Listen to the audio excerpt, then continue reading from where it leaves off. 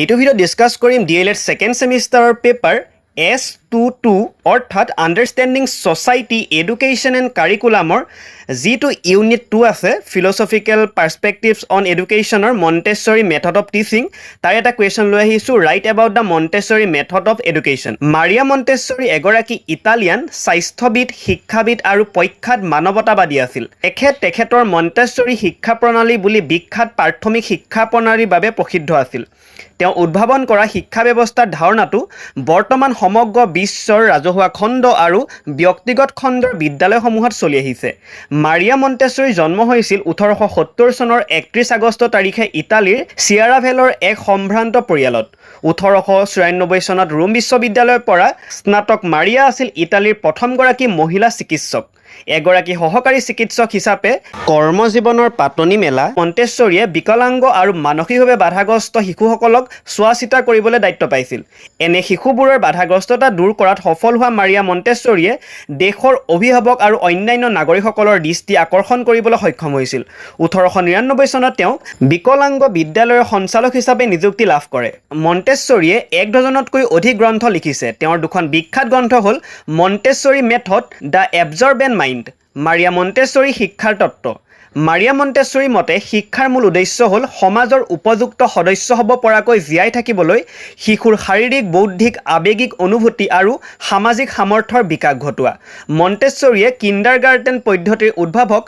Frederick ফ্ৰবেলৰ শিক্ষা ধাৰণাৰ পৰা প্ৰভাৱিত হৈছিল তাৰ উপৰি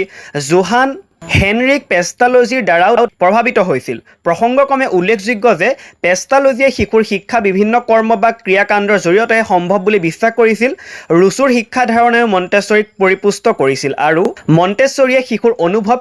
গভীৰভাৱে উপলব্ধি কৰি শিশুসকলৰ কাৰ্যকলাপ অনুসৰণ কৰিছিল তেওঁৰ মতে শিক্ষকে ছাত্ৰ-ছাত্ৰীসকলক পোনপটীয়াকৈ শিকাব নালাগে কিছুমান সৃষ্টিশীল কাৰ্য আৰু অন্বেষণৰ জৰিয়তে নিজৰ মতে শিকিবলৈ দিব লাগে ডাক্তৰ মন্টেছৰীয়ে পৰ্যবেক্ষণ কৰিছিল যে এক ঘৰুৱা আৰু উদগনিমূলক পৰিৱেশত শিশুক ৰাখিলে শিক্ষা ফলপ্ৰসূ হয় তেওঁৰ বিদ্যালয়খনক তেওঁ চিলড্ৰেনছ হাউচ অৰ্থাৎ শিশুৰ ঘৰ বুলি আখ্যা দিছিল মন্টেছৰীয়ে তেওঁৰ প্ৰথমখন চিলড্ৰেনছ হাউচ 1907 চনত মুকলি কৰিছিল আৰম্ভণিৰ পৰাই তেওঁ নিজৰ কৰ্ম শিশুসকলৰ পৰ্যবেক্ষণ আৰু শিশুতে লাভ কৰা পৰিৱেশ সঁজুলি বা আহিলা পাঠ্যসূচী ইত্যাদি অন্বেষণ কৰি তাৰ ওপৰত ভিত্তি কৰি নিৰ্ণয় কৰিছিল 1911 চনত মন্টেছৰী শিক্ষা সমগ্ৰ আমেৰিকা যুক্তৰাষ্ট্ৰত বিয়পি পৰিছিল ডাক্তৰ মাৰিয়া মন্টেছৰী মতে বিদ্যালয়সমূহ তলত দিয়া ধৰণে বৈশিষ্ট্য থকা উচিত প্ৰথমটো হৈছে খেলা ধূলা পদ্ধতিৰ জৰিয়তে শিক্ষা তেওঁ বিশ্বাস কৰিছিল যে শিশুসকলে খেল ধেমালিৰ জৰিয়তে কোনো এটা শৈক্ষিক ধাৰণা সহজতে আয়ত্ত কৰিব পাৰে সেইবাবে তেওঁ সদায় খেলা ধূলা কেন্দ্ৰিক শিক্ষাৰ ওপৰত গুৰুত্ব আৰোপ কৰিছিল 2 নম্বৰত উপযুক্ত আচবাবেৰে সুসজ্জিত কোঠা আৰু এক ঘৰুৱা পৰিৱেশ তেওঁ শিশুসকলৰ বাবে বয়স অনুযায়ী বিভিন্ন ধৰণৰ খেলনা প্ৰস্তুত কৰি উলিয়াইছিল